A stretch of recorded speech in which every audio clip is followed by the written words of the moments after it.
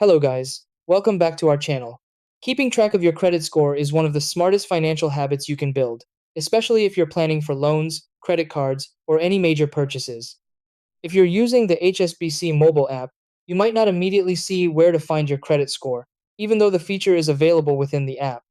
Many users overlook it simply because it's tucked inside specific sections of the dashboard. The good thing is, once you know exactly where to go, checking your credit score takes just a few seconds and gives you a clear picture of your financial health.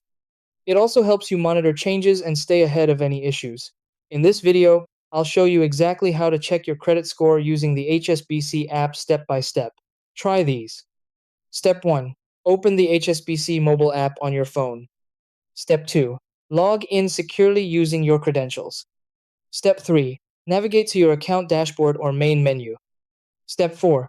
Locate and tap on the credit score or financial insights section. Step 5. View your current credit score and details. Step 6.